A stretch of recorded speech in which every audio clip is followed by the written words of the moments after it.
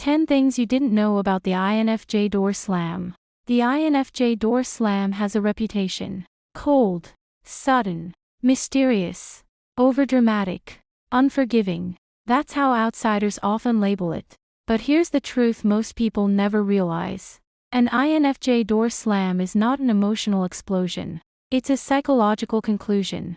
It is rarely impulsive. It is almost never random.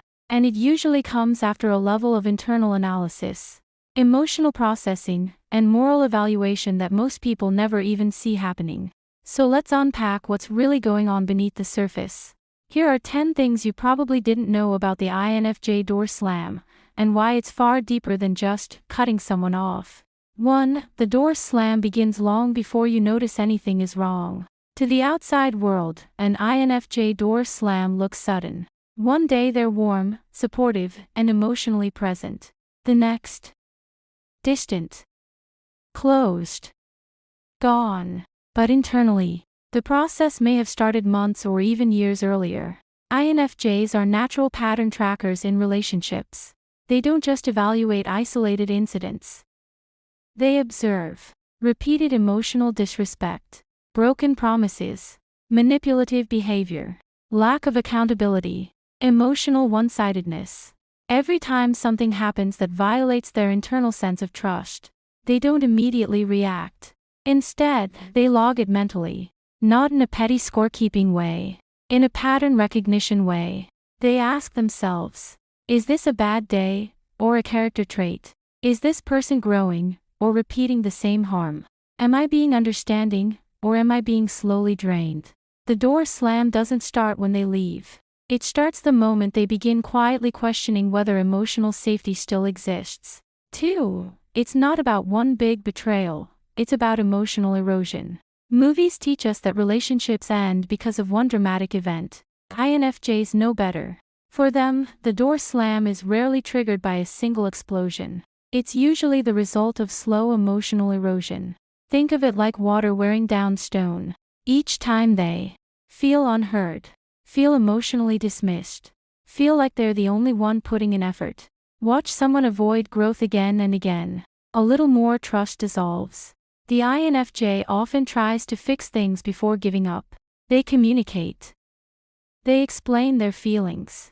They offer insight into the problem. But here's the key. If they keep explaining the same wound and nothing changes, something shifts inside them. They stop hoping the person will understand. They start accepting that the person won't. And acceptance, not anger, is what leads to the door slam. 3. INFJs usually door slam after they've already grieved the relationship. One of the strangest things about an INFJ door slam is how calm they seem when it happens. That calm isn't indifference. It's emotional closure that happened before the physical or social distance. While the other person still thinks the relationship is intact. The INFJ may have already gone through denial, maybe I'm overthinking. Hope, maybe they'll change. Effort, let me try to explain this again. Disappointment, they still don't get it. Grief, I'm losing this connection. Acceptance, this isn't emotionally safe anymore. By the time they pull away externally, they've often already processed the loss internally. So while the other person is shocked and hurt, the INFJ is quiet because they've already cried, already reflected, already let go in their heart. The door slam is not the beginning of their pain. It's the end of it. 4. It's a self-protection mechanism, not a punishment. Many people misinterpret the INFJ door slam as revenge. It's not. INFJs are not typically motivated by punishment. They're motivated by emotional survival. Because INFJs absorb emotional energy deeply. Being around someone who consistently disrespects boundaries, manipulates feelings, creates drama, drains empathy without reciprocity, doesn't just annoy them, it overloads them psychologically. Over time, staying connected to certain people feels like trying to breathe in a room with no oxygen. The door slam is the moment the INFJ says, internally, I cannot keep harming myself just to keep this connection alive. It's not about hurting the other person. It's about finally stopping the hurt within themselves. 5. INFJs don't door slam easily. Their tolerance is actually very high. Here's the irony. The people most likely to be accused of cutting others off too fast are often the ones who stayed too long.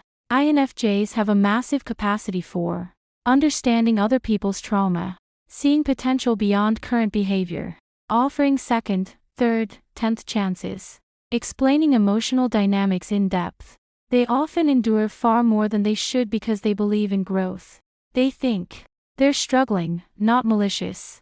If I communicate better, maybe they'll understand. No one is perfect. I shouldn't give up too soon. But there's a limit. And when they finally reach it, outsiders see only the exit, not the years of effort that came before it. The door slam isn't proof they didn't care. It's proof they cared until caring started to destroy them. 6. The INFJ door slam is usually quiet, not dramatic. Contrary to popular belief, most INFJ door slams are not loud confrontations. They're quiet withdrawals. Less sharing, less emotional openness, less initiation of contact, shorter responses, polite but distant energy. It's not rage. It's retreat. INFJs often don't see the point in explosive endings because by the time they reach the door slam, they've concluded. The person doesn't truly hear them. Conversations won't create real change. Explaining again will only reopen wounds.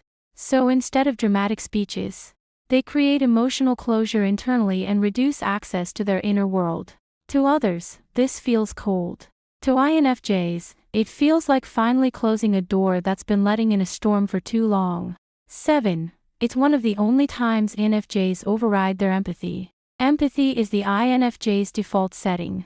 They naturally ask, why did they act that way? What pain are they carrying?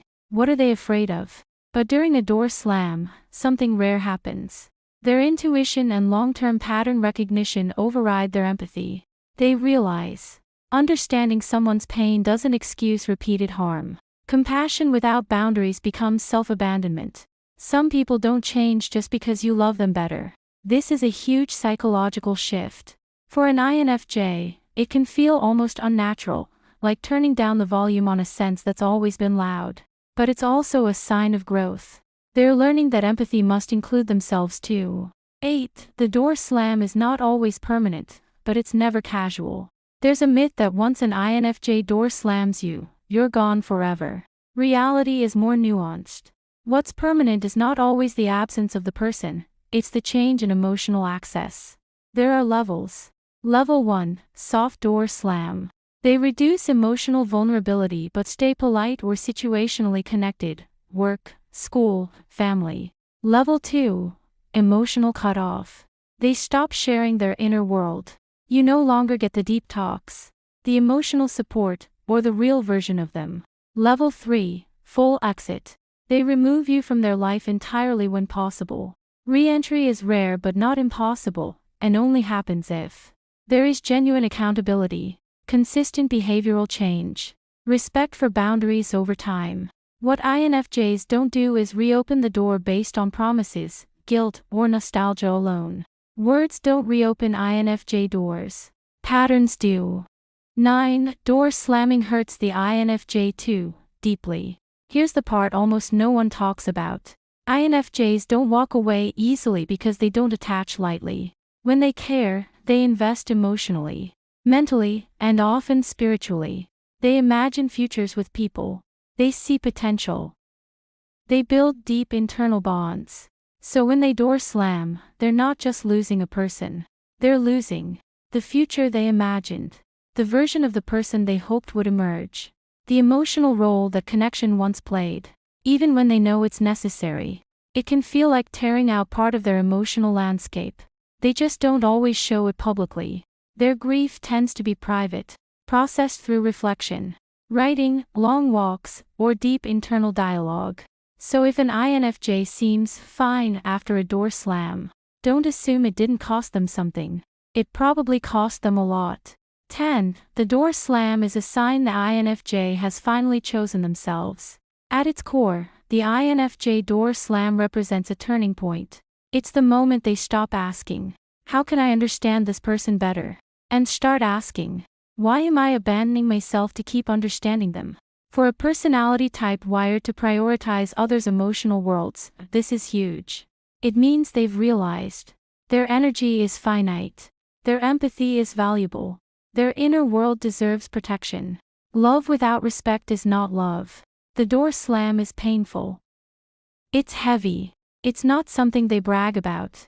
But psychologically, it often marks a major step in their personal evolution. It's the moment the INFJ stops setting themselves on fire to keep someone else warm.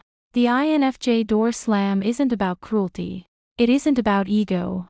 It isn't about drama. It's about a deeply empathetic person reaching the point where staying open is doing more damage than closing the door. By the time it happens, they've usually tried to understand, tried to communicate, tried to fix, tried to forgive. The door slam is what happens when all those attempts meet the same wall over and over again. So if an INFJ has door slammed someone, the real story is rarely they didn't care. It's usually they cared for too long without being cared for back. And that's not cold. That's a quiet act of emotional survival.